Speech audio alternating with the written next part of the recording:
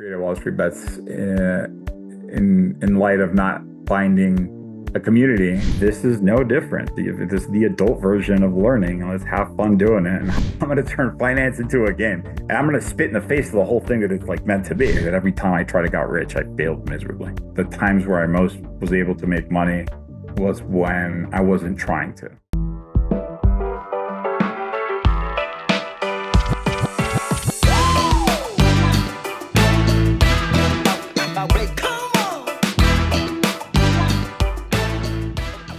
Welcome back to the Edge of Excellence.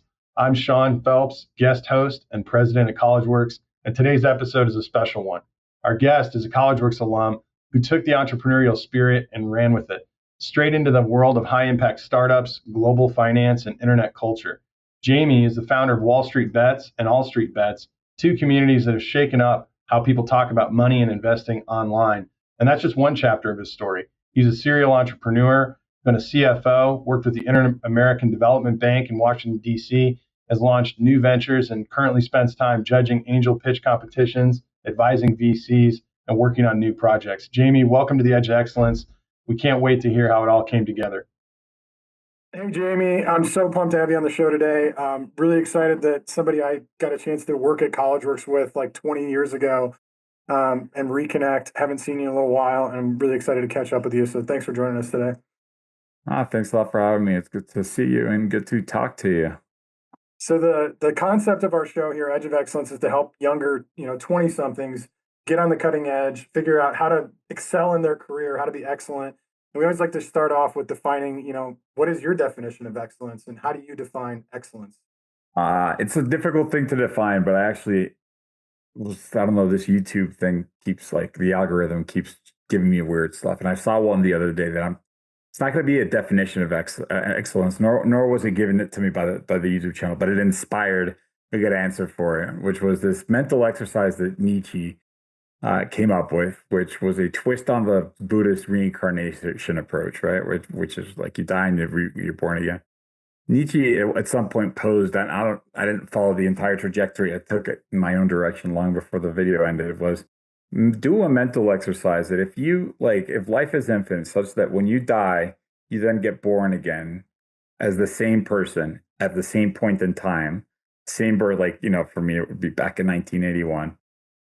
And you are now going to relive every aspect of your life, all the trials and tribulations and the mistakes that you have to do to then end up better off. And, the things that sometimes we'll call, well, this was a coincidence because had these things not happened, then this, that. But there's suffering involved, right? And there's having had this long kind of journey that I'm halfway through. I would say excellence is defined if you are able to make this exercise. And I pose a question to you: do you consider this to be a heaven-like gift that you get to relive this over and over and over? You don't change anything, and you don't get to change it. You're forced to pretty much do the same. It's very deterministic. Or do you consider this purgatory, right? Is this a punishment? And if your answer is I wouldn't mind playing this movie over and over again, then there's excellence. That means that from there, then you can derive something less abstract and philosophical and tangible, which is I am happy with the decisions that I've made. I am happy with the mistakes that I've made, not necessarily because I made them, but because of how I walked away from them. My kid. No matter how many times I told him not put the money into those machines that take the stuffed animals with the claw and then it drops it right before it gives it to you. Since they were 3, I've been priming them completely just programming. Just when now that they're 7, just a few months ago, he's like, "Dad, I really want that widget, whatever." And I said, "Come on, I've been training you for 4 years on this. You know that doesn't work." He goes, "But I really want it. I really think I can get it. And so can I get my money from the allowance?" And so I gave him half so that he wouldn't waste both of his tokens, right? It's like $1 token. And it goes up and it drops before he gets it. And if as a dad, it's devastating. You have to at some point let your kid fall because you can't. No, it's dangerous. Get out. You have to let them hurt themselves at some point. And this was an emotional pain that I had to suffer with him for the rest of the day. One that I needed. I saw it coming. And he said, I'm so dumb. You told me a million times. And I said, no, you're not dumb. Because you obviously, if you thought that you weren't going to get it, you wouldn't have done it. right? I know you've told you, but something in your head told you that on this particular event, my dad is wrong and I'm right. And I said, what would make you dumb is if you do it again. Right. So what is excellence? It's like, that let's call that a micro mistake in life, or a good lesson for him to learn as a 7-year-old with those machines. Um, from everything and all the imperfections and all the stumbles and fumbles, it's if you are satisfied with it. And if you weren't satisfied, did you do something about it so that the next time you can get satisfied from it? Like, that is what I consider success. It's not measured by money or family or health, really, to some extent. I mean, there's some aspects of health to which you can be responsible with, but it is if you feel fulfilled, if you are on your last days and you're like, yeah, this was a good ride. So as I'm thinking of like, how am I following up the follow-up question? I'm also examining my life of, am I happy with every decision I've ever made up to this point? And I think in general, I feel pretty good about most of them. But so is that a process of how do I learn from these things? Because the experiences have happened, and it's the perspective I take from the failures and the mistakes that make them good and make my experience excellent. I mean, let's define failure, right? Failure to calculate the size of your car when you're parking it and you scratch it, right? I mean, is that a failure? Is it something that you regret, something that you shouldn't have done? It's a mistake. You put a lot of things. It's a thing that you really wish you wouldn't have done, that had you had superior skill or spatial capabilities or better awareness of your situation or whatever, it could have been avoidable to some extent. But is that a failure, or is that just like, or is a failure, I launched a business and it didn't succeed, right? Like, which one of them is a failure? Because they lie on the same spectrum. One might take more time to build up towards, and it's a very calculated effort. And you think that we're going to call success a business that works. And even that is subjective in and of itself. But let's just say there's a clear difference between a failed business and one that survived, right? Survival doesn't necessarily imply success. There's still a lot of questions to go after that. So, what is it that you learn from your failures or your mistakes, or for the things that you would have done differently? Is your ability to go back and self-reflect and say, all right, that was not that's not the outcome I intended, whether it was parking on the car or whether it was doing a sales pitch that you did not succeed. Or sometimes you don't have expectation when you're going into the sales pitch, but occasionally you do. Occasionally you've done your homework and you've built all of the necessary tools, and you could swear you're going to get it, and then you don't. And so what happens when you walk away is the one that matters. Is it like, do you kick yourself in the butt and then try again? Do you go back and replay it and see what went wrong, right? Do you blame yourself for it? Sometimes it's because you screwed up, and other times you didn't get the sale because the person on the other side of the table just got diagnosed with cancer and they just weren't in their right state of mind. Like, there's just no way to be able to do it. And so defining failure is kind of like a weird thing. Yeah, so it's difficult for me to define really failures. Like, if you were expecting something to happen and you're disappointed with the outcome, like, let's just call that a failure, right? Just for the sake of conversation, for as to not dodge the question. We're obviously talking about the same thing here. How it is that you walked away from, and also success, by the way. You have to do that too. Did I win the soccer game because I was lucky? Because the other team was just like, whatever, their star player just got their like broken leg, or like, was it because you have to reflect on basically the outcome of things that you were preparing for.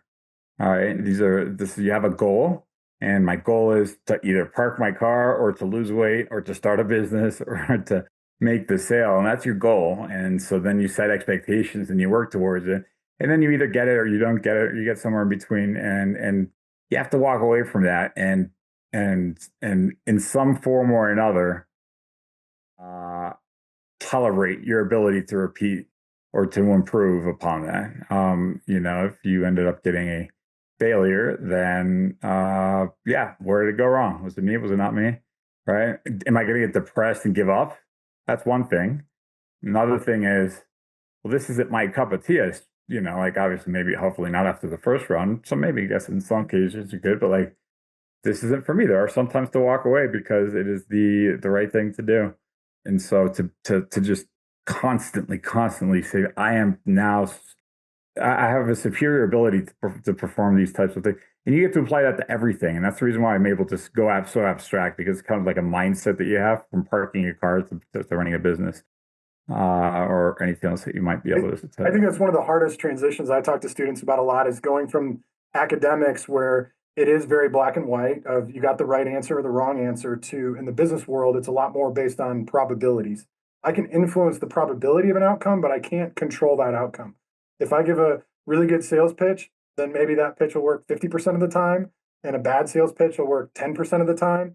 But even when I give like the best sales pitch of all time, sometimes I don't make the sale. And even if I give the worst pitches all time, sometimes I still make the sale, even with a bad sales pitch. So I have the ability to maybe influence the probabilities of the outcomes, but I can't completely control the outcome. That's right. You bring a good point. You didn't quite say it, but I thought of it. It's like they're also accustomed to measuring their performance with a discrete unit.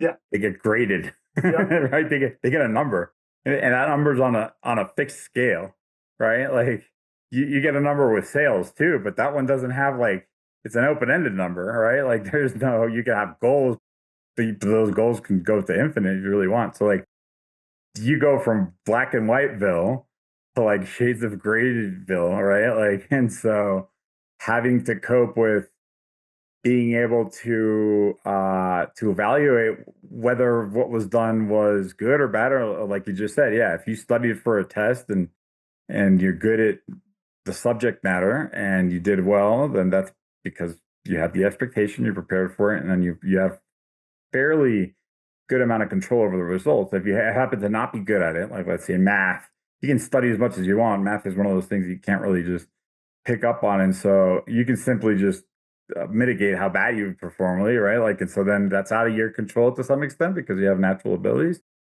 People do, but to that same extent, they still have, they're holding on to the reins for the most part, and there are very few variations that'll affect that. The teacher, the thing, I got sick or whatever. Like, there's everything else just has like a number, and I can either know whether that number is good or bad, right? Like, a high number is good. Not always the case when it comes to other things. And sometimes there is no unit, there's no measure, even if it's abstract or even if it's open-ended, there is no actual objective unit you can assign to the outcome. What's the objective unit you assign to when you park your car, even if you didn't scratch it, right? Like, is it a 10 out of 10? How close are you to, like, you just didn't hit the car. Is that success, or could you have done a better job? Right? Like it's shades of gray from the moment you wake up in the morning till you go to sleep. Absolutely. So talk about your early years. Like, what was life like? I know you went to the University of Illinois, and I think engineering in your background, and then your career turned into business and finance, and all kinds of different experiences. But early on in high school and college, what were you doing to try to separate yourself from your peers, or had you thought about trying to be successful in your career early on in life? Yeah, I didn't have to try to separate myself from my peers. It appeared to come real natural to me. Uh, and when I was, I don't know, high school, I did always have an entrepreneurial itch, right? In high school, I've already starting to, I think I was like, no, in middle school even, I was like the first kid in school that had like a scanner and a color printer. And so like I could Photoshop stuff, but even Photoshop, it was like, like, and I could sell these pictures that were just humorous or whatever. And then the high school, I formalized it a little bit more. I was good with computers, so I started my own little, one man geek squad thing, but with business cards and like the whole nine yards. And I had that itch and I had that drive, and as to the reference to separate myself from my peers, I never really got along with school very well. I had no problem with making friends, but like I was just never a very good student at all. And as such, I don't know if it was a defense mechanism of me saying like, screw the system, I can do this myself. Like, the system is broken, right? I'm going to rebel against it. Like I'm going to go through the steps just because I understand that without them, it becomes much harder, right? These symbolic rituals of getting a diploma and hanging it on your wall. Like, and I was, I guess, a little bit like I said, it must have been a defense mechanism, or there must have been like a certain level of naivety. All right. So yeah, early years you were So yeah, early years, I was, when I was in high school, I had this entrepreneurial spirit. There was a rebellious spirit. I had this kind of a resentful attitude towards school. I wasn't a good student. I was naturally smart at stuff and very intrinsically motivated. So I taught myself programming long before it was available in school, and I found it fascinating and always curious and always wanting to expand and explore. And I would find myself doing these highly sophisticated things that were above any high school student, whether it be programming related or whatever. But I failed health class multiple times because it's like you have to memorize what all the STDs are, and you have to like. And so I graduated high school with a bad GPA, but I was able to get into a good university and like good college, like the college, University of Illinois Engineering School is very good. And I sent them, I said, look, don't judge a book by its cover. Like, yeah, my grades suck, but like, notice how, number one, I got A's on like all the math and science classes, like, and I got fives on all the AP classes that I took. Like I said, like my standard deviation is extremely like high, like, you know, the average is deceptive, like, and I sent them like all sorts of stuff where they could see the things that I'd done to keep myself occupied because the classes that were clearly not stimulating. And I think I might have even had at that point my ability to humbly reveal the fact that I had this antagonistic with school because blah blah blah. But if I get into college, I get to pick my own classes and I'll be better students, I promise. And so they let me in. Probably got in with the worst GPA out of any other person in that college of engineering. But sure enough, I was a much better student in college for that same reason. And then in college, like I said, enjoyed it very much. The learning, I learned how to learn more than anything. I made some very good friendships, great experience. College works, I think it was a pivotal, literally, it pivoted my life in a direction that very much steered me to where I am today. The friendships that I was able to make, like I got a lot out of college, and then I ended up doing computer engineering, and I did double major in economics. And then and it took me 5 years to pull this off. And I was like May of the fifth year, and I had one elective to go. It was like African women's studies. If I don't know, I was like, I don't need this stupid piece of paper. That's like I really like like I'm not staying another semester for this. No way. But I just left without my degree, and my mom harped on me for years and years and years. Eventually, I did the online class, and I sent the diploma to her. You still have the practicality of like I'm getting a good degree from a good college, even though school's not where I want to make my mark. It was still a necessary requirement for adulthood. Yeah, good school was even though I had this rebellious approach towards it. Like I said, maybe it was because of an insecurity of my, I don't know where it was born out of, but I realized at that time that if I go to a good college, I mean, it's really kind of a weird assumption though. So like, look here, I'm going to go like right now I'm in high school with a bunch of idiots, right? They put you on a group project and you're just like, how do they like, did you not pay? Like, no, you're so, this is going to be frustrating. I can't wait to get to college because in college they're selective, right? Like I'm going to surround myself with smarter people, which to some extent that was correct. But sure enough, you get to college and, somehow There's still a few of them like snuck between the cracks, right? And at that point, I was like, okay. I clearly miscalculated that one because I forgot the economic dynamics that I pay for college. But once I get out of this thing, we're going to go into the job world and where they pay you. No way these guys are going to graduate to a job, right? Like, can't wait to get a job because then I'll just be surrounded by people that are worthy of being paid. Yeah, that's when I realized, wait a second, I miscalculated that because if my math was right from the beginning, then you'd have like 80% of the population homeless or dead. Like they don't die off, right? Like they continue to stay alive and occupy, jobs, and they grow up right alongside you. They don't just drop off the planet. They just get just as old as you are.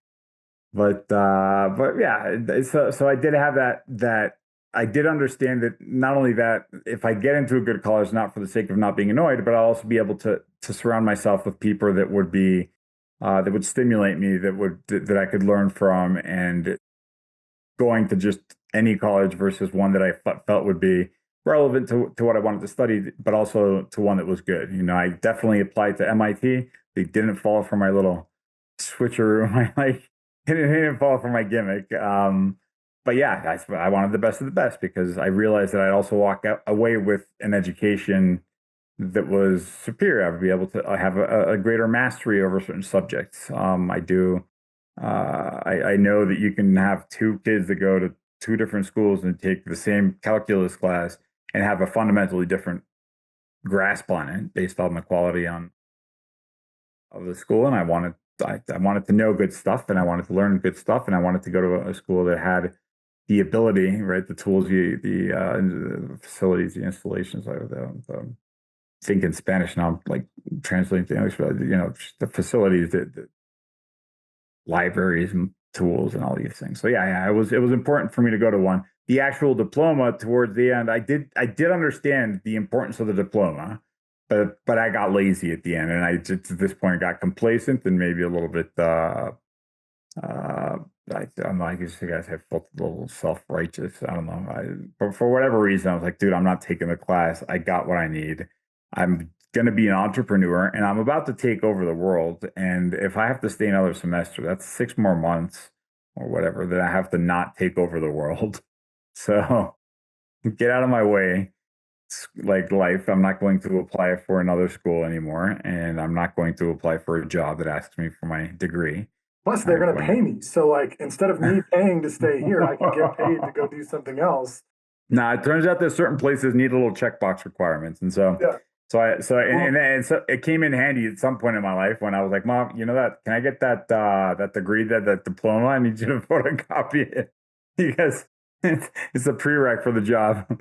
Because even as an entrepreneur, I've been and continue to be entrepreneurial spirit, and keep dabbling in and out of it with various levels of success. And in fact, the first business was a very good learning experience. Let me just call it that. I don't know to define it success or failure, right? This is when I said, hey, if it didn't fail, did it succeed? Okay, this is now what I get to expand on that part of it, right? I start a business, and it grew, and it became profitable, and it grew more. And then it got acquired, right? We finally got that offer where it's like, we're going to get bought out. And it's like, sweet money like this. I made it. I'm 25, and they're offering me lots of zeros with this check or whatever. But instead of that, they're like, all right, so we can cut you a check now we have partners and all involved. So like your cut is going to be like $500,000 cash. I was like, that's a lot of money.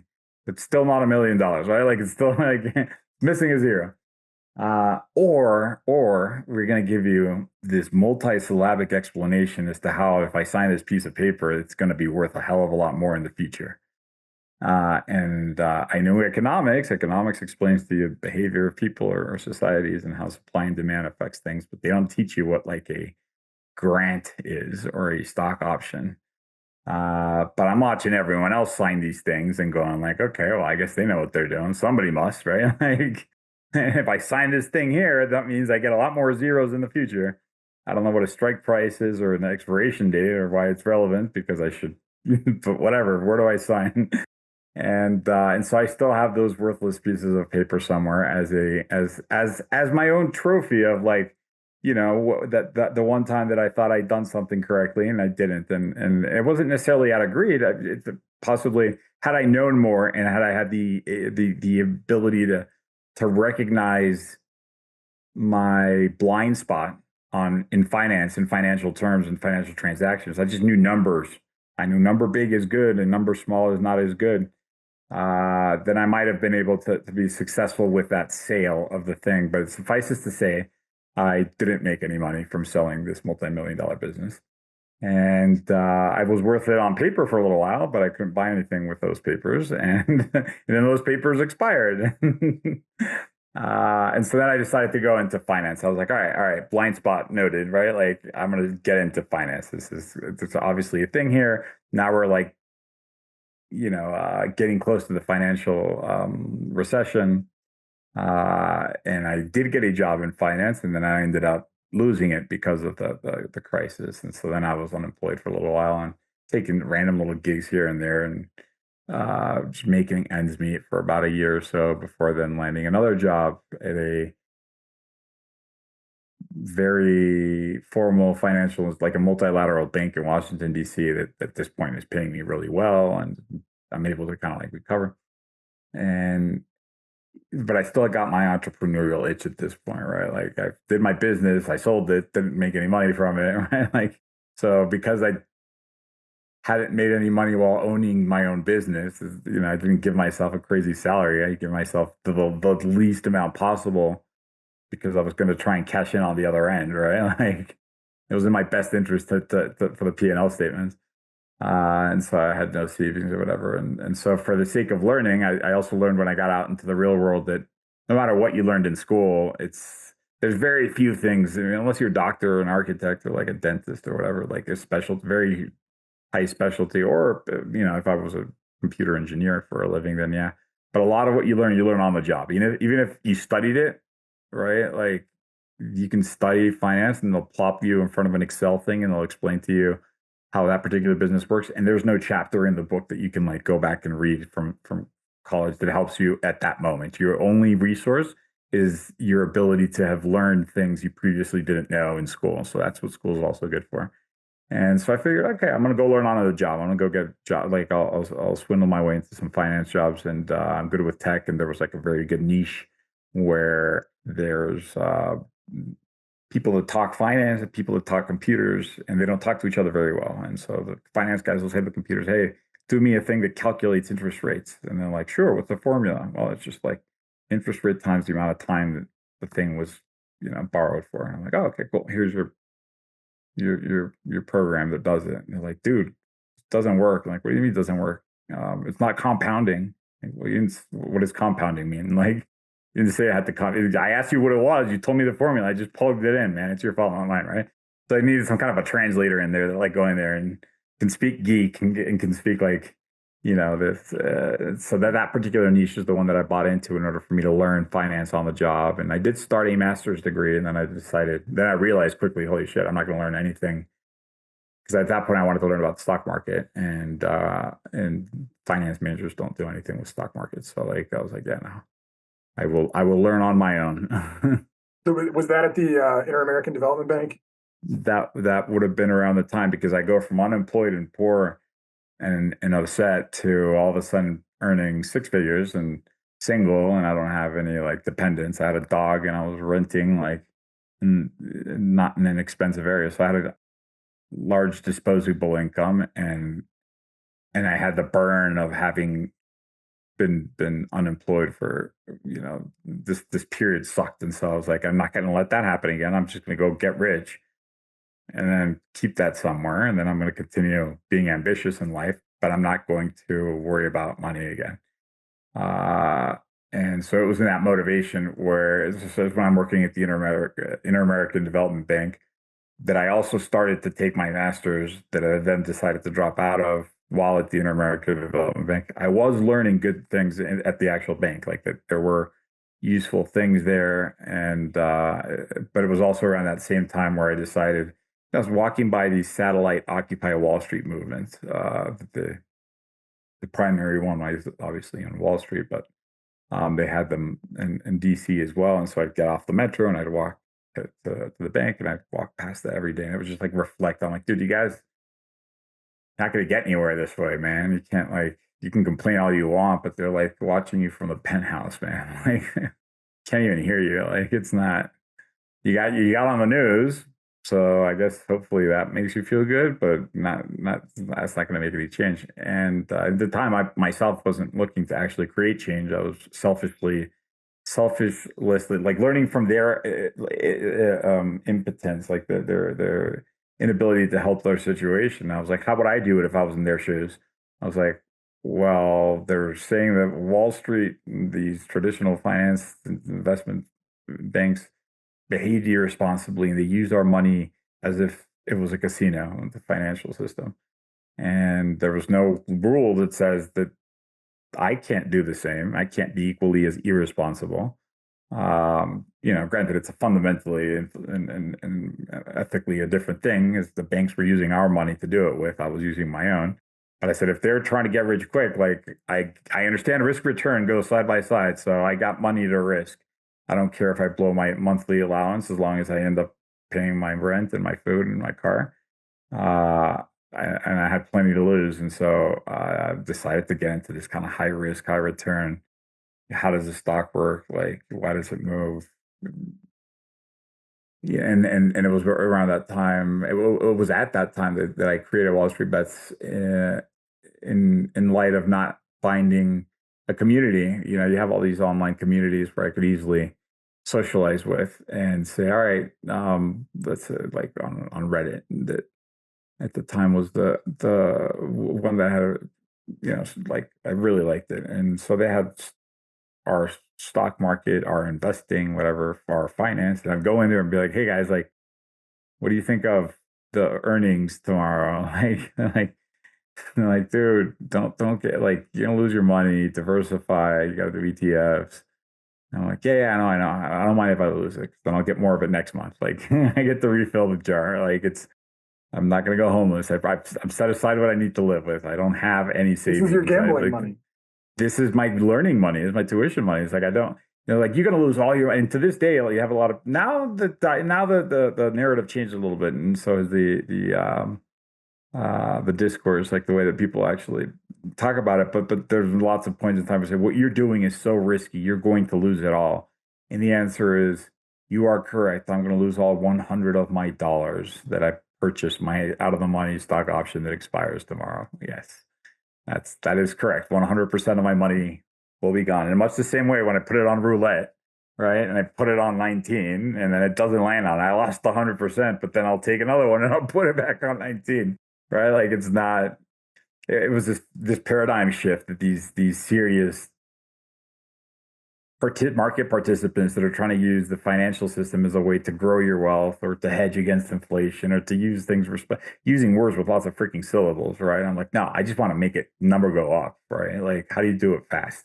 And so I'm like, get out of here. And so I was like, all right, I'm gonna like, screw you. I don't need you. I want to make my own place. And so I decided, I even named it Wall Street Bets in case somebody showed up to say, dude, this is risky.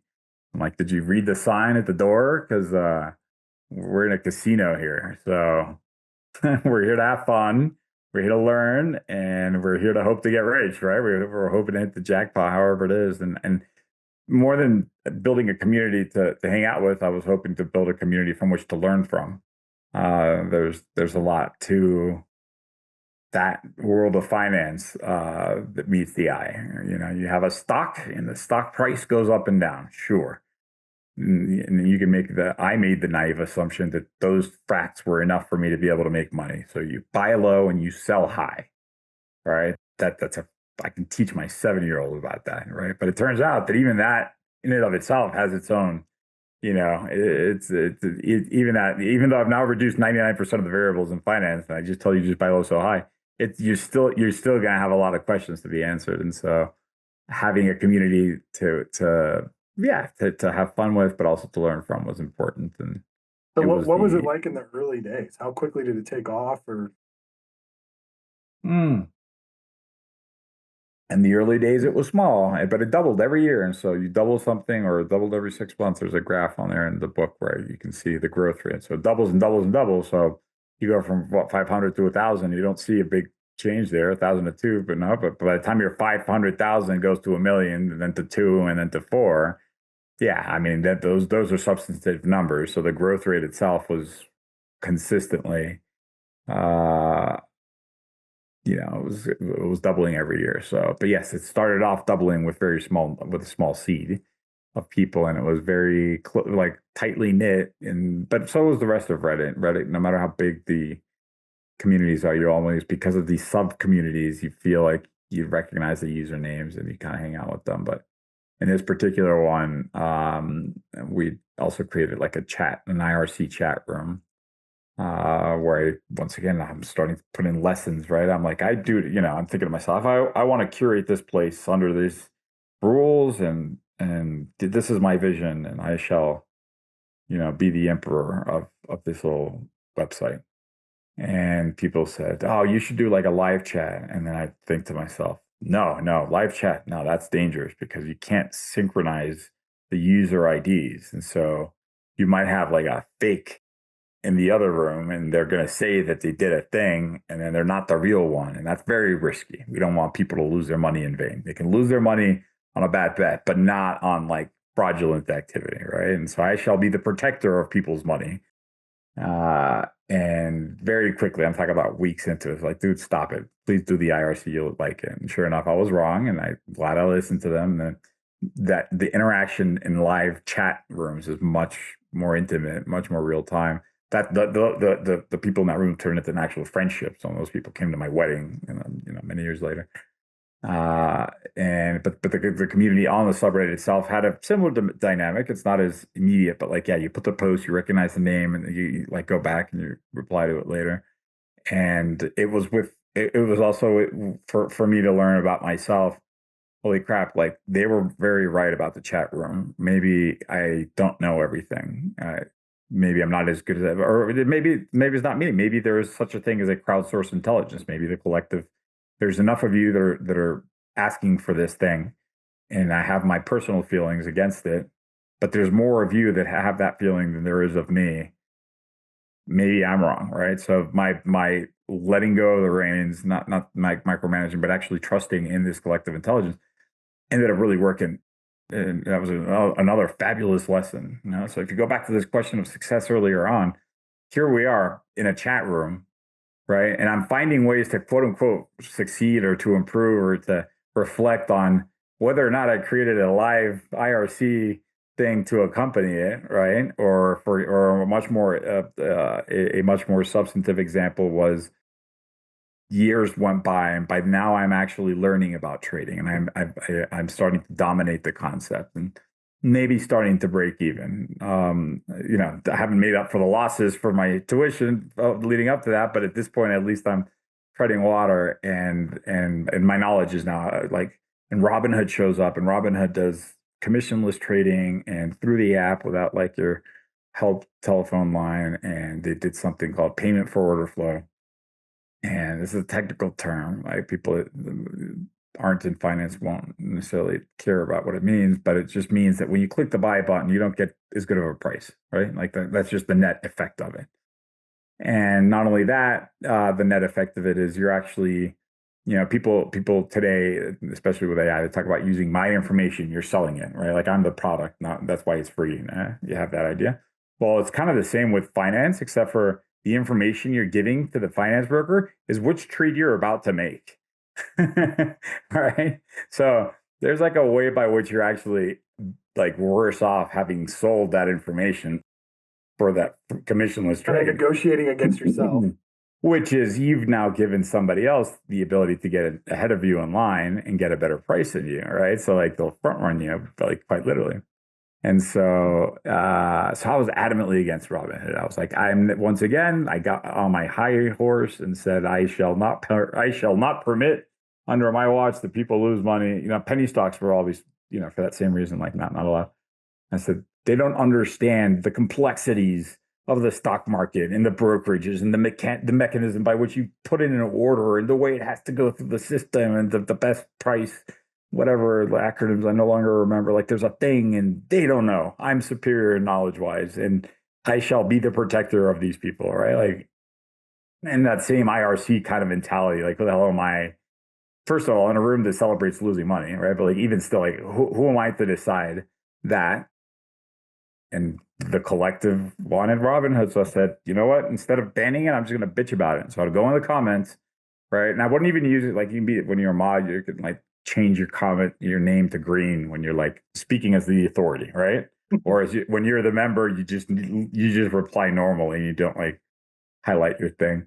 And so I would go in as a member and I would just bitch and like, you're gonna lose your money. I hate this. Like, and it turns out that I was wrong. But thanks to me having learned and thanks to me having reflected on those very early days of the IRC chat room, I decided to say the collective knows. And it turns out that they're right, because what Robinhood served a purpose that wasn't mine, right? I cared about the price of the stock, because by the time I've dominated it, to me, it was important that these spreads were very tight, right? These spreads are the difference between the bid and the ask. If you buy and sell something really quickly, and the price in theory hasn't changed yet, you're going to end up with less money because the forex at the airport, they'll say, "We'll buy you the dollar for this amount, we'll sell it for that." That's like it's a spread. I'm like, for me, those pennies were important, and they're part of this very rigorous, systematic way of mitigating risk and trading. And these kids are going to get raped with that, right? Like they don't even have bar charts. How can they don't even know what's happening. And sure enough, what it actually turned out to be was a gateway drug. Like this gamified idea. Like, dude, I don't care if it is. Like, dude, I just threw in like an out of the money bet, $787 into $120,000 overnight.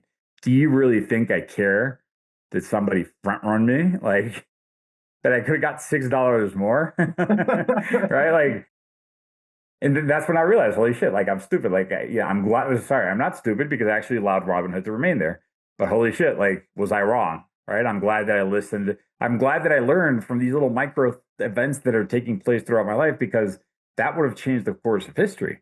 Robinhood at that point starts growing parabolically at the same speed that Wall Street Bets does because of all these exogenous factors regarding the economy and the commissionless, and all of a sudden people getting their jobs back, and then you get the COVID. You get a lot of different factors that tie into it. But that symbiotic relationship between this gamified interface that's commissionless, that if you like people that don't understand stock options, I went in there and I read the Black-Scholes model. Black-Scholes people, they got this Nobel Prize for this differential equations, like very complicated stuff, right? Because it deals with so many variables and so many moving pieces, and they use Greek letters to like describe certain behaviors of this particular instrument at any given moment in time. And you're playing 6D chess. And what does Robinhood do? They put stock options in their little platform with like little buttons that so do you want to buy it because number go up with a green up arrow, or do you want to sell short because it's like a red down arrow, right? And they're like, okay, you want to do stock options? Sure. Which stock do you like? I like Apple, right? Like, all right, cool. You think it's going to go up or down? I think it's going to go down, right? So it's like a put, right? You have calls and puts. And all right. And how much do you think it's going to go down by? Because it's currently trading at like $100. I think it's going to go down like $5 at least. Cool. Got your strike price. And by when roughly do you think it'll get there, right? Like, okay, I don't know, maybe a month. Like, okay, cool. Now we got your expiration date. There's your price for the contract, and then good luck, right? Like they stupefied the crap out of it.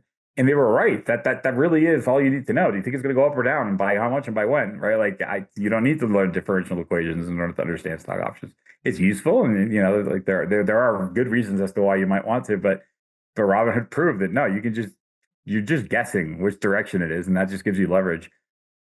That was magnificent, right? Like had I put the iron fist on there, then I think the course of history would have been a little bit different. But it was in that ability to know my place in life and know that there are people that are smarter than me, and also appreciate the fact that there is such a thing as crowdsourced intelligence. Like there is a collective intelligence, which has, by the way, now been studied by several academic institutions that are reputable that have said, look, Wall Street Bets actually outperforms the index market, like the stock indices, which supposedly can't be done, right? Like now, how they came up with that conclusion, I don't know, because there's a big chicken and the egg situation there. But whatever, they claim to say that there's a collective value to that group. And so, walk us through the rest of that journey of it's growing like wildfire, and then where does that leave you today with it?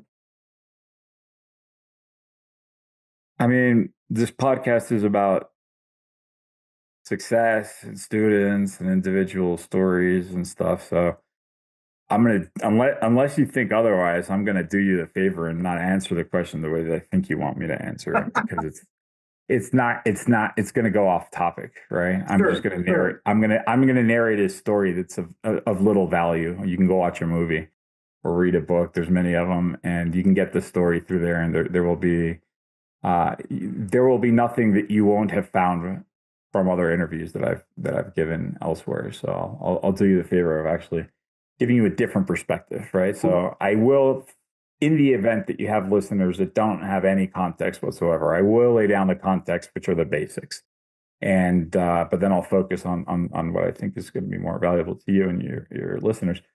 or viewers. I don't know if this is obviously being recorded. So what happens with Wall Street Bets? So this is just the context for the listeners. Wall Street Bets ends up growing and doubling in size. And circa 2018, 2019, well, long before then, now we're attracting like actual Wall Street insiders that are just having fun because they're having to wear a suit and go to work and have to deal with complicated things they learned in their master's degree in finance to mitigate risk and use all these Greek letters with their stock options, hedging, whatever, like stuff. But they're bored because they're just kind of like grinding at it. And anyone that learns how to trade knows that if you become good at it, it's boring, right? It's a very system, it's a discipline, and it's a job, and it's by no means a fun activity. And if you're having fun while you're trading, then you're gambling, and that's like a pretty good rule of thumb. And so these guys that are professional, they're good, they're bored because they're good at what they do, and so they're browsing the internet, they're waiting for the thing to happen and watching the stock prices. And they're sharing all sorts of really good information. And so I have a group of people that is now, hundreds, thousands, or millions of people strong that are intelligent and they're a similar demographic and they're motivated by the same thing. They simply they lack knowledge or facts about stuff, right? They have the very basics down, right? If they were using Robinhood, they kind of understand the way that stock options behave. These grown-ups go in there and they'd say like, all right, let's do, let me explain to you what happens, right? Like when somebody sells you the counterparty, like on the other side of that trade, they have incentives and they're different than yours. Like they're not gambling. They're using math formulas and they're making pennies off of these sophisticated things that are called delta neutral hedging, meaning they don't care if the price goes up or down because they've bet both sides. And they're doing these things whereby or if you're doing these HFT, the high frequency trading, or these like algorithmic trading or whatever, like they have to be they have physical proximity to the stock market because those cables need to be really close so they can have to be faster than the other. They're skimming pennies off of stuff, right?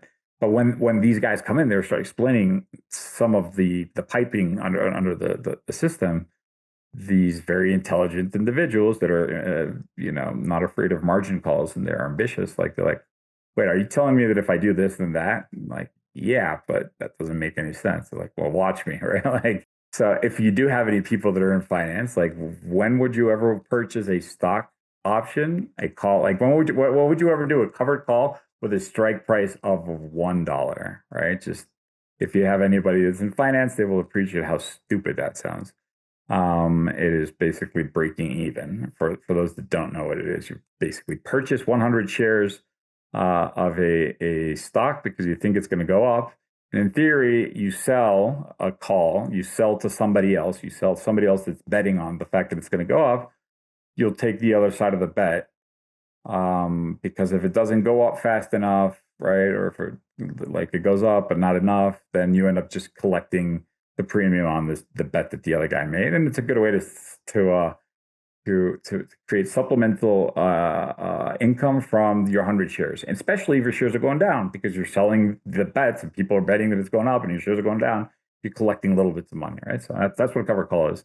Warren Buffett does a fairly normal thing, but you don't do a strike price one because strike price one means you are going to lose the bet, and that bet and the loss of that bet is worth exactly 100 shares.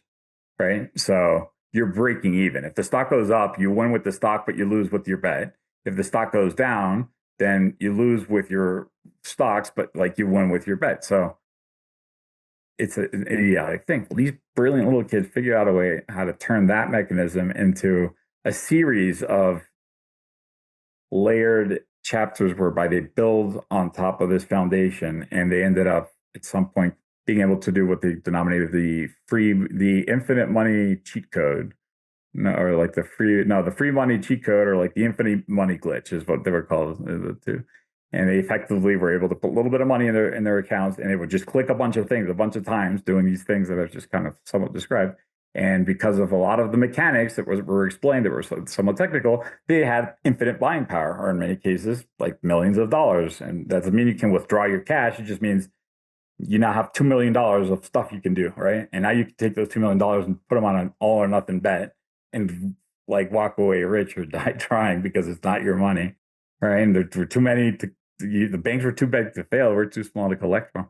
So now you have this large group of really motivated, intelligent individuals that have been doing stuff for a while and learning and learning how the things work and learning how they could collectively empower. I think it was February or March of 2020. We were on the cover of Business Week magazine because effectively Wall Street Bets, which was 1 million people strong at the time, was effectively manipulating stock prices for large cap stocks. I'm talking Microsoft and Tesla and Virgin Galactic. And the guy went there. And so that's what Wall Street Bets becomes. And then it became famous when GameStop takes place. GameStop is this event that I'm going to hope that most people have heard of. A lot of people buy the stock, number go up, hedge funds go down, and then it turns into this narrative of finally we get vindication for the 2008 that everyone still had a grudge on, the David versus Goliath. It's just a really nice, heartwarming story, which made Wall Street Bets do the jump from CNBC and Wall Street Journal, Bloomberg to CNN and MSNBC and ABC, like to the mainstream. And so people that didn't understand finance understood enough to know that the little guys were winning because they joined forces, and there were big guys that were losing their jobs because of it. And so that became a thing, and it became an event. Wall Street Bets got on the map as a result of that. And several movies and things have taken place, and that's I guess I'll just leave that there as context. Is a very, very high level view as to what happened there, right? But what happens after that? I can rewind back to the days. I'll rewind back to the days where they're figuring out how to get infinite money, because that's where I consider my journey to have taken its next pivotal moment in time, right? It was long before GameStop that I start realizing, holy crap, there's change coming, right? There's behavioral generational shift that is happening before my eyes. And that's difficult to see because it's so slow, and sometimes you'll see a little bit of a change and people are quick to react. Like my wife still, like sometimes we're going to the airport one time, there was extra security, and so they stopped us before the check-in, even though I'm an American living in Mexico, like I have a right to go to my own country. They stopped us. They're like, stop. We're doing extra security here. Why are you going to the U.S.? And what's your profession? And my wife's like, I'm a doctor. And like, I'm with my husband. And what about you? What do you do for a living? And I was like, I'm an influencer. Right? Like I was stumbling. I had no idea how to and so my wife elbows me. She's like, don't say that out loud. Like, and I was like, don't elbow me in front of the officer that's judging whether we get to go to the U.S. or not. Like, don't call me a liar in front of the police. What turned this trajectory into so this idea of saying like an influencer has a bad name, right? So like call that a change, right? Like an influencer became a thing that didn't exist. And now if you ask any person that is like Gen X or Gen or baby boomer generation, it's a derogatory concept to them. They're like, what do you mean? You just film yourself and then you tell people what to do, and like that's just freaking stupid, and it's a waste and whatever, and it's invaluable. Well, that's their inability to realize that things have changed, right? Like, and it's influencers are a thing. But when they first start happening, you don't detect it. It's an anomaly. It's you went viral with your video, and therefore, I mean, technically, the word influencer wasn't there.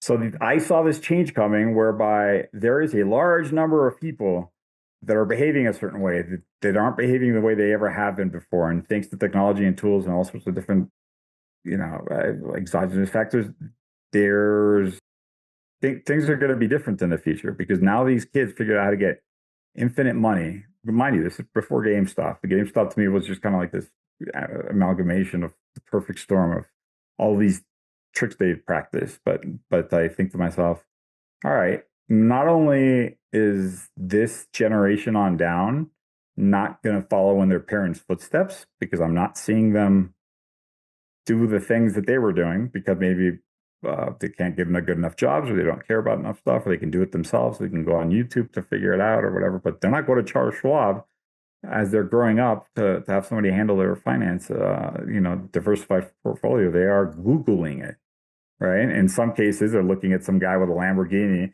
I have them right here because I make fun. Like, you have all these influencers that have these like fake, this internet like movie prop money, and you can tell it because they always have the same serial number. When they plop it down, you freeze frame it, you'll realize it. Like, So they'll take advice from those dudes or try to actually learn it themselves. But this mentality, and so it's like, I'm going to monetize this thing. And so monetize this thing, but I also want to make the world a better place, because there's an opportunity whereby these guys that I keep walking past that are occupying Wall Street, like, I'm going to help them out without them realizing that we're going to help them out. Like, we're going to just be able to take power. We're not going to, I wasn't necessarily trying to beat the system. I could care less about the system. It can do whatever it wants to do. I've lost faith in it. I already had that predisposition since I was in high school, obviously against the academic system. Now it's against the financial system, right? So I will do it myself. And so I wasn't trying to create a war, but you can empower these people. You can teach them. You can get them to know a little bit more about stuff, right?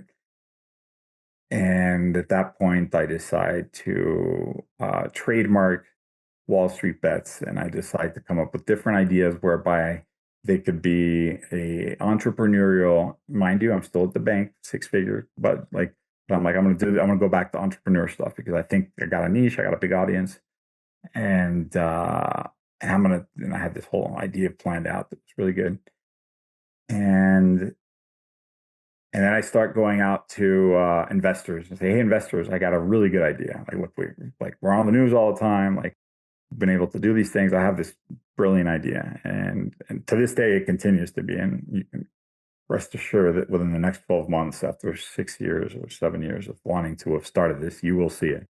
Because for some reason, I have not been able to shake that one off. The bad ones are either. Is this the day trading Olympics? Yes, it's the only one you could be referring to. That's correct. Yeah. But it's as far from a stock picking contest as you could possibly imagine, right? Well, you got to go crazy with the. No, so here's the vision behind this, and then I'll go back to the story. And this is a worthy detour, right? So I now realize I'm getting success through and Robinhood, and at this point, I'm defining success by empowering individuals to take things into their own hands. I lost a tremendous amount of money trying to figure out how to make money from the market. I eventually cracked that thing, right? But it cost me a lot of work and a lot of money, and a lot of people give up or whatever. But it was like not an easy thing to do. But that gave me power, and that power was enough for me to decide this is what I now want to do for the rest of my life, which is to click things on a computer or not. But now at least I can know that I can just buy like an ETF that is like an index fund, and then that's the same thing as if I go to Charles Schwab, except for cheaper. And so that empowerment of knowledge, or if I didn't have the stomach for it, like, you know what, I will go to Schwab because I get this gut in my stomach every time I see the market go up or down. I'd rather not know. And then 30 years later, they can tell me how much I got. But that all those scenarios means that you're empowered, because you decided to become a trader, or you decided to handle your own family finances, or you've decided that's not for you and you will pay somebody else because that is not your forte. All those three are success in my example. So let's continue the success story, whereby people know and they can now make more decisions, be more empowered. And the success that Wall Street Bets had up until that point, in large part, was the fact that it was entertaining, right? People are going there, they are doing stupid shit, they are losing money, but they're enjoying and learning in the process. And anybody that has small children, games is how they learn, right? You gamify stuff. You gamify their chores. You gamify things that they're supposed to learn. You put songs around the alphabet because you sing it, and it's like the entertainment, like, mnemonic memorization. So this is no different. This is the adult version of learning, and let's have fun doing it. And how much more fun it is to watch some dude either make a ton of money or lose a ton of money, or try, or whatever, or in some cases go from zero to like millionaire and then back to zero in a matter of a week. It's entertaining, and it's entertaining for the individual, and it's entertaining for the community, and there's collective learning. So I said, all right, well, the last time that I got inspiration was when the news was calling Wall Street, the institutions, a casino. And I then created Wall Street Bets, right? Basically just a reference to a casino. I embraced it, and we used, and I say we because the community just then is unapologetically proud of being a part of this group. And then you have, then you have the news at that point start taking shots at Robinhood, because after we do the infinite money thing or whatever, like, it made a lot of spectacle. They're like, how can you let these kids be so irresponsible with their financial system, and and Robinhood, they're putting confetti animations every time they like make a trade. It's like they're giving like points on like in a video game, like a high score. Slot machine, yeah. They're gamifying finance, and I was like, I like that. That is a good one. Well, that's gonna be my next one. I'm gonna turn finance into a game. And by that I don't mean I'm going to make a video game that's like simulating finance. I'm literally gonna take the actual like live stock trading and I'm going to turn it into a game. And I'm going to spit in the face of the whole thing that it's like meant to be. Right. And so this concept of this is a competitive trading entertainment business. It is an esports business where just like you have people that watch other kids play whatever, Call of Duty, or like you have more people watching those things than the Super Bowl. Right. That is a fact. And recently, I don't want to get into AI, but recently I found myself watching chess games between AI bots. And it is entertaining as hell. like, but even before AI was around, like I would enjoy watching humans play each other, right? With the narrative, with the guy that's explaining what's happening. I'm not a good chess player. Like I think Queen's Gambit got me into like being one of those amateur ones. So I learned how to play chess, right? I'm still. I did see the recent Magnus loss was pretty like viral. I think ESPN even. The one where he slammed the thing. Yeah, like I saw. Yeah. And it's clearly out of not frustration at the opponent, but at himself, and it's just interesting to analyze the behavior. It was, and but you know what? That it's not an esport. But by the way, they have chess esports too. Like right around this time, they're actually having chess esports because this is a competitive sport whereby you format it in such a way that spectators can digest it, and commentators help add to the narrative. This happened while we were in college. World Series of Poker did that. I had no idea how to play poker. But when we were doing college works, when we were playing college works, I remember I rented this house in Arlington Heights, and I would host because everyone went back to their parents' house, and I was the only kid that was out of state, so I had to rent like a place. So like that was the party house, and we would just like, I mean, obviously completely unfurnished with just like shit table, whatever. And I was sitting like Chris Moneymaker with the like pocket like the snowman and the gut shot straight draw. I'm talking like a pro, right? Don't know I have any idea what I'm doing, right? Like, but like. Thanks to and if you ever go to a casino, watch other people play poker. It's the most boring thing in the universe. That's no different with chess, and that's no different from watching somebody play stocks. It is very, very uninteresting. So how do you turn that into a fun thing? Well, Who Wants to Be a Millionaire is actually a super boring show if there's no $1 million at the end. If it's just, do you know the answer to these 6 questions or however many it is to get to $1 million? 8 questions, because you got 7 of them. Sorry. You didn't get all 8. Like that, the show would be stupid, right? But it's fun because they're going to get $1 million, or they just lost it all, right? They blew it on the last question. So there's entertaining value into watching people do things with money where they can either win or lose it, and there's entertaining value in any type of competitive thing, right? Which is video games, shooting each other, doing these strategy games, whatever. So yeah, let's take competitive trading into an esports thing. And it takes a lot to be able to do that because even at that time, there were a lot more complications that I'll be facing now. But one of them was the easiest one to digest is how do I make this thing entertaining? And that's going to be tough. How do I force price action, right? Because with poker, you can double the ante and like you go all in. Cash players never go all in, right? But but these are tournament games, so you're forcing these things. And with chess, you put the time clocks and you put different rules about, like how the point system works. So I said, I know what I'm going to do because my objective is to entertain people at home and get them to participate in the market as a result of it, in much the same way I did with poker. I'm going to do the Iron Chef. Like the secret ingredient today is Apple. There's not a stock picking competition. I'm going to tell you which stock to pick today. Today it's Apple, right? Because yesterday they had earnings, and so now it's really volatile today. And good luck, right? And all of a sudden, and today you can only buy long. That's it. No short, no leverage, no stock. So buy low, sell high. That's all you have to do. All right. And then you get your armchair quarterbacks at home saying, that guy screwed up. He like sold too early, or, like paper hands, diamond hands, like, you should have held on, whatever. Like I can do it better. And it'll motivate them to then start their gateway drug journey down. And there's an educational component to it.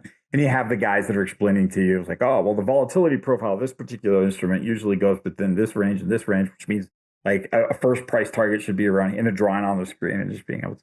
So this really good idea that to this day continues to not be outdated. This is 7 years later. But yes, it was that one. It has since changed multiple times because at one point it was going to be in a physical esports venue, then COVID decided to show up.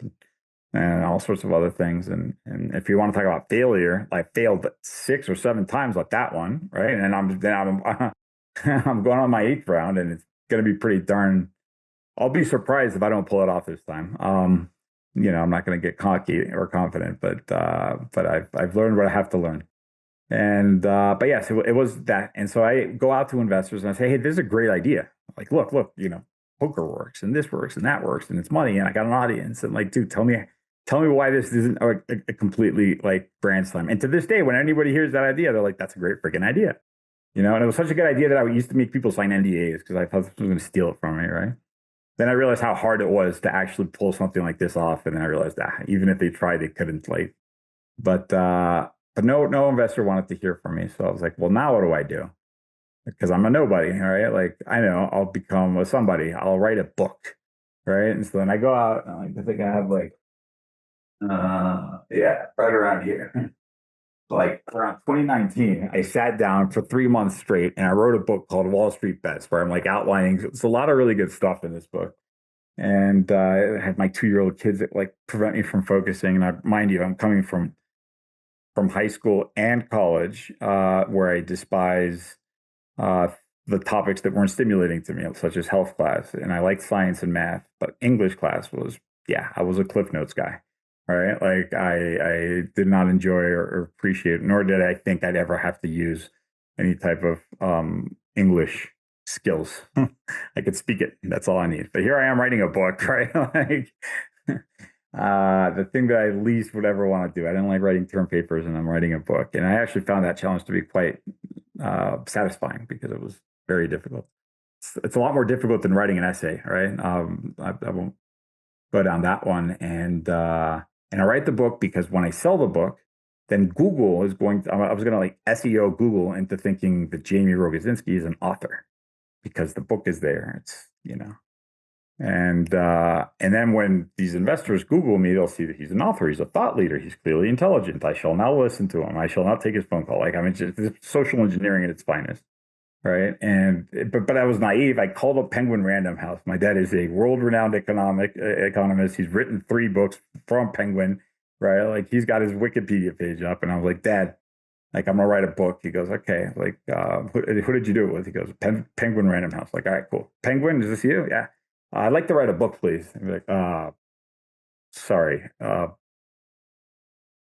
Is someone I can connect you to? I'm like, yeah, whoever does the book thing. I'd like to write one. Like, sir, it doesn't work like that. I'm like, how does it work? Tell me, because I'm writing it. Right? Like, you need an agent. The agent has to pitch it. I'm like, oh, okay, cool. Then connect me to the agent. Like, like, no, sir. You need to be talented enough to like have an agent want to represent you, and you have to earn your way here. You can't just call. And I was like, you know what? Fuck you. Amazon has a button where I can just like self-publish it and I don't need to do anything. And apparently, after my dad has written multiple books, made no money from them, Amazon lets me keep most of it. So like, I don't need you. Like it's the equivalent of like you can't fire me, I quit, right? So I'm writing this book and and I start caring about it very, very much. And I'm learning about myself and I'm learning about these things and I'm having to like to actually do a cognitive map as to what it is, this movement that I'm now going to try and embrace on. So in and of itself, it was therapeutic, like, the recursive therapy or just sounding board that I had to do in order, like it was very useful for my future plans, and not expecting to do anything other than to just fix Google, right? That was my expectation. Now we're talk about success again, since that was the opening question of it. This is 2019. 2020 shortly rolls around and COVID kills the world. My wife's a doctor, so she can't be a doctor anymore. And nobody else can do anything for money. And I, at that point, was like, I quit my job because I was going to do this thing. And this book probably netted me $500,000. I made more money with that book than I have on any single endeavor that I can possibly think of. That was with the expectation of me tricking Google into thinking that I am an author, right? but let's talk about what that means for success. Right? Like, let's do things right? Let's actually care about. I care about what my outcome was. This book is but a gimmick in order for me to reach my destination. I'm not going to half-ass it. Next thing you know, I'm on this. You can find a Bloomberg podcast called Odd Lots. I forget their names, but Bloomberg got a hold of the book. They're like, dude, we want to interview you. Like, we thought it was going to be just a joke, and it was like earnest. It was substantive. Like, it was eye opening. It was a perspective changing. Like, please. And I was like, at that point, like, wow, a little starstruck. And then the story then takes like all sorts of different pivots and turns, and I'll speed through most of it. But it turns out that in the process of me wanting to trademark this thing, and I'm writing my book and wanting to do the esports thing, a series of also and me making some bad calls, making some bad decisions and poor judgments, some of which was 100% on me, and some of it was because of me being like locked into my house with my kids and my like just going crazy. Like, just it clouded my ability.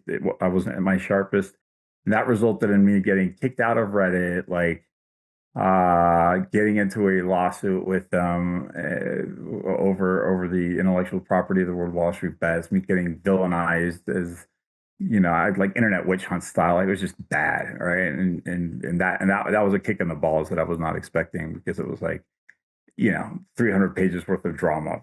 That book that I told you about earlier, the Nathaniel Proper, he's able to kind of walk you through it's a very fun narrative story. That would make a much better movie, I think, than the GameStop one. But so I'll continue to speed through along those things. But I then am just kind of like lost in life and trying to find my way through. And GameStop takes place when I'm no longer in Wall Street Bets, but like, because I had made myself the founder of Wall Street Bets. The first time that somebody did an interview, they said, "What would you like to put under your name on the TV?" And I said, "The founder of Wall Street Bets." Now, I told you right before you started recording, I was like, "You're one of 3 people that have actually," you said, "creator of," because that is the correct terminology at the time, right? At the time, I just made it all, I made this subreddit, right? Like, just like, you're not the founder of a Twitter account, right? Just this idea where you felt, but I decided to just, it was like kind of like this fun way for me to manipulate mass media. Like, look how easy it is to change messages and how to make things permanent, right? Like, if I'm going to SEO myself as an author, might as well just make myself the founder of this thing forever, because that now, I mean, now it's a term. Now it's quite literally like, you have to Google Jaime Rogozinski. It'll say the founder of Wall Street Bets. Or if you say, who's the founder of Wall Street, like, there is no such thing. But yes, because I Google hacked myself, when GameStop comes around, there's only one name for them to Google to look for, right? They're like, who made Wall Street Bets? And then they saw my name because they saw my book, which started selling like crazy then too. And so then I get a lot of TV and I get a lot of the attention, and I rightfully get a lot of what I deserve, which I created this ecosystem by which, like Keith Gill, the Roaring Kitty, whatever, like that, he was the face of that chapter of the GameStop movement, since he was championing that stock. But like, who permitted that to take place in the first place? Who made this bullpen where everyone can play in, and steer them in the right direction, was correctly being credited towards me. And I was able to then kind of get a second wind out of that one and say, okay, maybe I can do things without Reddit or the trademark, or because it's still very complicated, and emotionally speaking, I still not fully recovered, but there's an opportunity here that was unexpected, and there's a lot of money that I can make, and there's a lot of attention, and so then I capitalize on it as much as I'm able to at the time. And I also knew that there would be 15 minutes worth of that fame before it wore off, and so I made sure to get as much as I could during that 15 minutes, so that I could then in the future come back and cash in on those things. And ever since then, I've been playing around with different ideas because of the dynamics of what exactly Wall Street Bets is, what the name is, what the community is, who belongs to it, a lot of infighting, a lot of politics, a lot of power struggles, interpersonal ones between people, as well as legal issues. I've been navigating that maze for many years, and but I am happy to say that, like, for the first time since I wrote that book, I am as laser focused and motivated as I've ever been with regards to what I'm working on now, which allows me to take all these failures, if that's what we want to call them, or all these lessons learned, from which there's been a lot of, and mistakes and things that were done correctly, I now have been able to, and me capitalizing, like I said, on those 50 minutes of fame, what I'm about to embark in. I've been low profile for a while, so people probably haven't seen much of me. Um, I don't know, public, social media or on TV, but like people in the business have seen a lot of me. And what I'm working on right now is going to be what I now consider, because money is no longer, I've made it to the point where when I got my job at the bank, if I lose my job, I'm okay. Plus I married a sugar mama. So, so that's no longer the thing that drives me. Like now I want to change the world. And now it's like no longer pretentious to be like, I can credibly say that without being pretentious, because of when I walk people through the narrative of what it is that I'm embarking on. People are quitting their jobs to like to join this thing that I'm about to do for free almost, and it's very inspiring. It's really cool, and that is its own separate podcast, and I think would be I way. cannot wait to see it come to fruition. And I mean, it's really mind blowing. In preparation for this, I was like, how big did Wall Street Bets get? And about 19 million people now. And I looked Well, up the subreddit is 19 million people, but like yeah, I challenge you to define Wall Street Bets. yeah, outside of that. And it's a trick question because you won't be able to. No, it's a philosophy, a movement. Wow, look at that. It is, yes. I'll take philosophy as an answer. It is a way of life. It is an ethos, a mindset. It's a collective, like, a community with which agrees on a certain perspective in the But world. the So yeah. size of one of the like top 70 countries in the world in population. Yeah, no, and like I said, you just referring to like the Yeah, www.reddit.com like property. You add in the Facebook and the TikTok and the Discords and the Telegrams and the Satoshi Street Bets and the Korea Street Bets and the China Street Bets and like the Silver Street Bet, like the philosophy, right? The people that pertain to the same community and get tattoos because they're so proud of belonging is much bigger than that number. People that might be on super stonks, they're in the same community. Like probably the same guy likes to subscribe to both. Like they're allowed to. Why? Because maybe they'll get a good tip from this one or a good tip from that one. But like the demographic that is now identifiable, right, is huge. And it's identifiable because before that, you might not have known that they existed in much the same way. Like, what is an influencer? Before the term existed, it's like this guy has lots of followers and he said buy a Coke, and a lot of people bought a Coke. Like, as a concept, like it's just hard to define. This demographic, it would have been impossible to define without Wall Street Bets as a philosophy. You would have just said kids these days, they just like to use YouTube to learn how to do stuff, right? Like, it would be hard to peg it into the finance niche, the way that we're able to do it, and so much so that the mainstream media, they're not, like, I've turned down job offers from them saying, please come be a whatever, like, the talking head. yeah, so we can get your audience. I'm like, dude, no, because you cut to commercials, man. Like, my people don't watch commercials. Like, why don't you come to TikTok and we'll figure it out. Like, and it's irrelevant, but they're unreachable, and it's a huge community that's extremely powerful, it's motivated, and it's also growing because Wall Street Bets started with what I was, in my 20s or whatever, 30s, like young and irresponsible, but now I got mortgage and kids and a wife, and so like I know a lot, I've gone through a journey, and so I still enjoy gambling, but like I've learned what I had to be responsible, and there are people that are embarking into this Wall Street Bets philosophy or way of life or mindset or attitude when they're 16 years old, especially with crypto that you don't need to KYC, like, or even younger, where they start their degen, right? They start their completely ridiculous thing where 100% losses represents their weekly allowance for mom and dad, right? Like, not a big deal. And they eventually will get married and have a wife and kids, and they will have learned things along the way. And so this entire block, whether they're starting to gamble or whether they're like looking to park their wealth, they are not calling Charles Schwab right now and asking them for advice. No, Right? I mean, I had a foray, was catching us up in robo advising and worked at a venture backed startup that would allocate somebody's 401k into index funds. to help them save on the fees because of their actively managed mutual fund that was probably underperforming the index and that they were just paying a bunch of fees to. So, but you don't see the fees because you don't cut a check for them every month, right? You got to pay for your kid's club soccer or the babysitter or the new car, but you don't see that your 401k gets, $10,000 a year deducted in fees from the mutual fund manager. So I totally get that, anti-system kind of mentality because we did it. And then eventually that got acquired by Morgan Stanley and the clients all got fired and the employees got, and that's another, watch out for that book. I'm actually meeting with the former CEO and buddy of mine to work on that book here in the next couple of weeks. But yeah, the system is a little broken. It is a little broken, but what I've learned is not to be resentful from it. Like it's easy to get resentful and sour, right? But like it's so much better to just learn from it.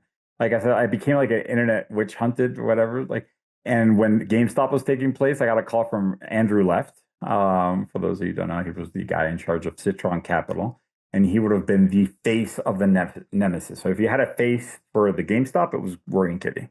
The face of the bad guy, because there was only one that would go on TV or on YouTube, was Andrew Left, because he would go on YouTube and he was a short seller and he would do his roadshow on, and he would double down on it and he would poke the beehive's nest, and he was like the enemy. Is part of what made one of the factors that made that story a success. Is now they had a face to attack and like an adversary. He called me at one point. He's like, dude, can you tell your people to stop fucking with me because they're sending me pizzas and like they're like getting into my daughter's like Snapchats. I'm like, dude, that's not cool, right? Like I've been through that. Like, I'll give you my advice. First of all, I can't because I'm not even there, and even if I was, I can't tell that many people what to do. But I have been on your like just Layla, like just don't. You don't have to close your socials. Just stop showing up, right? And then tell your kids to like button it down for a couple of weeks, and it'll blow over. They'll find something else to do, and that's how you survive it. Don't fight back. If you fight back, you're just giving them. And but it's not being resentful. Like after being a victim of myself, I'm like, well, that's a thing now, right? So I'm morally against ever doing that. But the concept that you can actually like create so much excitement towards something, it's like, well, people get excited about being a part of something. I can learn from that phenomenon so that I can then use it later on in life for good, right? For something I consider to be good. And when it comes to resentful, there's because of so many. Like I said, there's this 300 pages worth of very salacious drama, and I'm going to plug this book because Nathaniel Popper, the Trolls of Wall Street, quit his job at the New York Times to write this thing. He's one of the most talented people I've ever spoken to. Because of the drama involved and the power struggles, and it's like 7 series of Game of Thrones. I wasn't the only moderator that got cut out. Like it was like my buddies, like the ones that came to my wedding, like rivalries, and it was just fun stuff. But like it continued for years. Like it went long after GameStop to the point where like I decided to reach out to the person who I hated the most, like the guy that I considered to be my freaking Voldemort. And I said to him, dude, like enemy, can we do an enemy of my enemy is my friend here? Because I know that you also fought with your own people and now like you had a falling out. We can hate each other, but like, can we agree that it's in the greater good if we join forces for this thing, right? Like, and in order to you need to have humility and the ability to say, hey, okay, it's not personal. Like there's a greater good. Let's not be resentful. Like let's take advantage of this opportunity. And what I'm about to do next involves a coalition involving people whose names you would never see juxtaposed next to each other. People whose names nobody knows, such as my personal previous enemies, but more importantly, very public people that you would never see holding hands in public are going to be holding hands in public in the short future. And it's going to be part of this narrative, and it's a part of the ability to say, like, learn from it, dude. Don't hold a grudge, man. Like, unless they did something to you that's like super personal. If they did something for business, right? If like a business guy did something to cheat you, to beat you because maybe it was like shady or whatever. Well, he just wanted money. He wanted the same thing you wanted, right? And you're upset because he did it and you lost, and that's not a reason to. Yeah, it's a reason to hate him, but like you have to appreciate the fact that there was no ill intent, right? He wasn't trying to key your car. So where we started to wrap us up a little bit, we started with this, you're young, you're in college, you're learning about business. And I know CollegeWorks is a part of that experience, but you've done all these other things. And, I love this philosophy of if you're walking a path in the woods and you can see the path in front of you, it's not your path.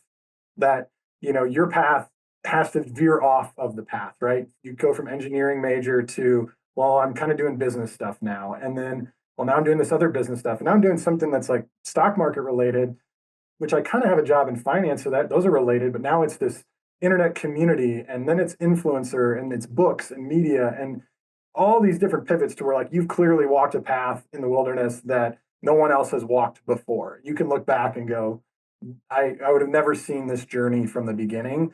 What's your advice to those 20 somethings that I wouldn't have. I would never if I never would have foreseen it. So you asked me at 18 years old about to graduate college. What's about this? Sorry, like high school, like what's going to happen? I shall take over the world when I graduate college. I'm about to graduate college without my degree, and I leave without my degree because I'm about to take over the world because I had it all figured out, right? So advice number one, you don't have it all figured out. None of what you think is going to happen is going to happen. You might end up, if you studied to be a doctor, yeah, you'll probably be a doctor, but like it's not going to be the way that you pictured it. There will be trials and tribulations along the way.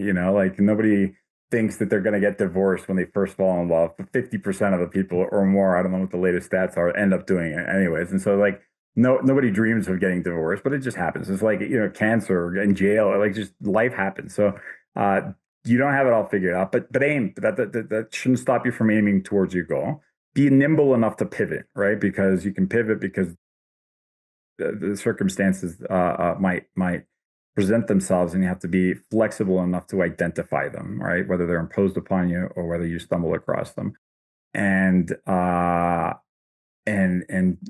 sure that you're actually caring about what you're doing, right? That the book, a lot of what I shared, I'm able to tie this really nicely together. I didn't write a book to make money, but I made money because I took pride in what I was doing. And what I was doing was not a book. I was doing an esports thing, which I still 6 years later haven't done, right? But that was what my eye on the ball was, and that's why I cared about every little step of the way. And I've had, like I said, I'm currently still sitting in the Ninth Circuit Court of Appeals with Reddit.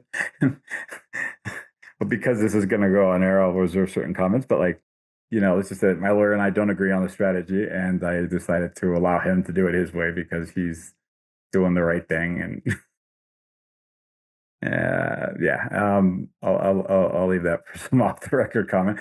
But it's been rough, man. Like it's been rough to the point where it's like unemployed, this and that, the other. But just life will keep going, right? You're gonna move on. You're gonna learn from it. Try to stay positive. You try to like pivot into these things. I'd say the reason why, because I'm able to identify, right, the moment that I got the 15 minutes of fame of GameStop, which I wasn't involved with, I am now able to do what I'm about to do next. And why did I pivot? Because I do have something I really care about, right? And what I cared about at first was to take over the world. And the way I was going to do that was by creating an empire, big business, and make a lot of money, because that's the measure of empire and taking over the world. And it wasn't that I wanted to be like Mr. McScrooge, take, like all these billionaires that are philanthropic, Warren Buffett donated all his money. It's like not, you don't have to be a bad guy to be rich. You can then use your richness to do good, right? But that was my vision of take over the world, because the way that you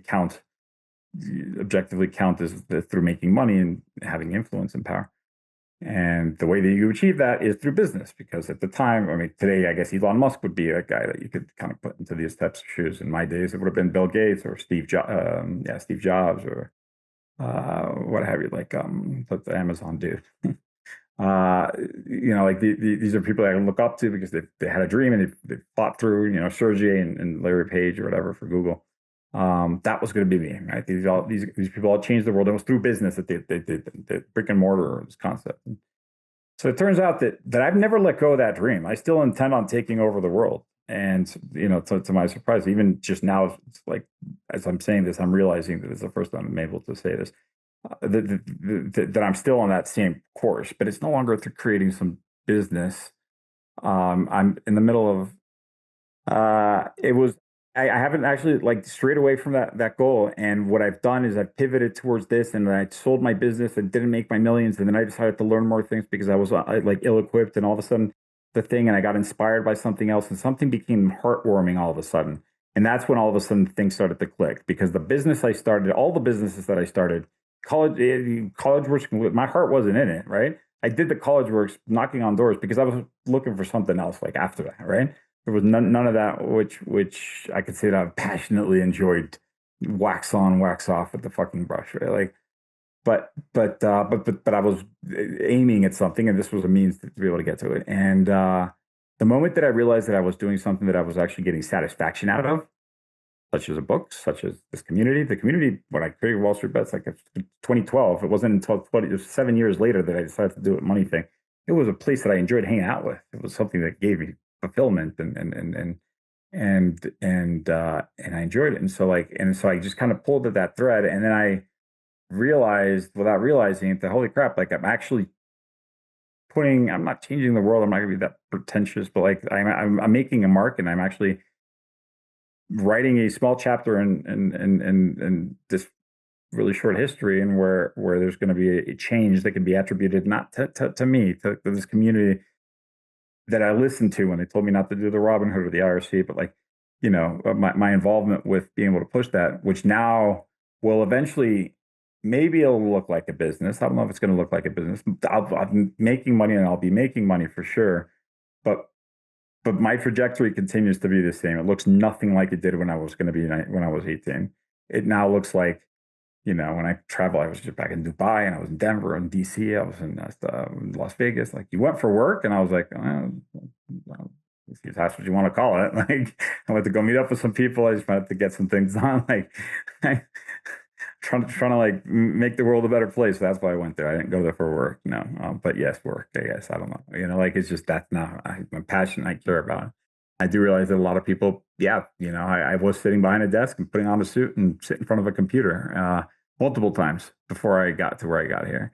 And it doesn't mean that everybody has to do it the entrepreneurial way. There are people that get that same satisfaction from sitting in front of that computer. You can have my wife, the doctor. She will never not be a doctor, right? And she's not an entrepreneur. She likes to heal people, and that's where she gets her fulfillment from. And that's what allows her to define her success with. It's not with the amount of money that she makes. It's like when she gets home after she figured out some patient issue that nobody else figured out, she's like satisfied. She's like, I made a difference in someone's life, right? If you're a cop, a fireman, an EMT, like, you get that same feeling. So not everyone has to take the same journey, but whatever journey you've picked, right? Make sure that you're actually that it resonates with whatever it is that you're doing. Because if you're just in a grind, and too many people I see that they're just kind of stuck in this little loop, and they're afraid to get out of it. And they can get out of it to go to another desk, right? They don't have to be an entrepreneur. You're in the wrong desk. Your boss sucks, or your company's doing it the wrong way.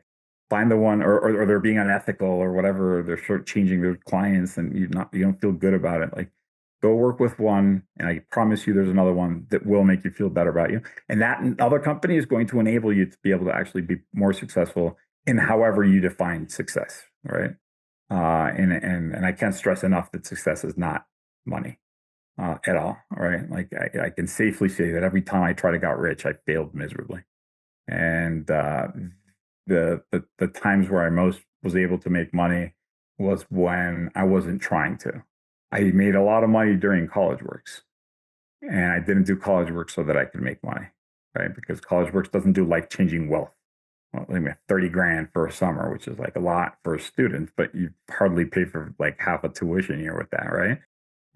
So certainly wasn't for the money. It was for these other big things that were more fulfilling. And to this day, that experience of the people that I've met, and the lessons that I learned from that particular endeavor, I can safely say I can directly point many. I can draw many lines to my experiences, including college works, and college, and all my fumbles and stumbles. And that was you answered my last question before I could get it out, and that's, what stuck with you from that experience that, still maybe resonates today, or the whole has thing popped up a few times in your career. The entire thing. I mean, I find myself not realizing it, but like, I called, shout out to Sean Miller, who came to my wedding when I got married 8 years ago.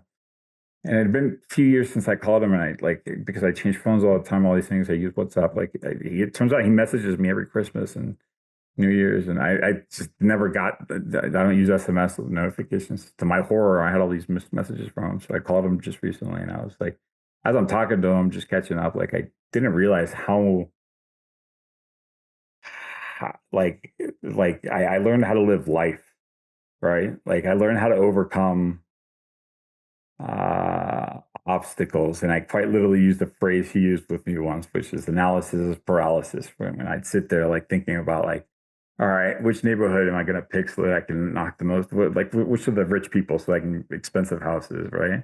And which, like, if it's a numbers game as far as how many doors I knock on, which doors are the closest together, and with the snow, like I would sit there calculating in my car for hours instead of freaking knocking on doors, right? Like, dude, by the time you could have just done you could just randomly just walking around and you would have done better off than you sitting there calculating. You over optimize, you're wasting time. And I identified that. And when I called Sean, I was like, you know what, dude, I was kind of like in that boat. Remember when I'd sit in my car and I'm in that right now because now I have the things that I'm dealing with right now. I was like, way, way, way more than I'm able to handle, and I'm a little bit paralyzed. And so, but like even the attitude that you get as far as, well, what does it mean to knock on the door? Like the whole idea where you get rejected, it's like one closer to getting a sale.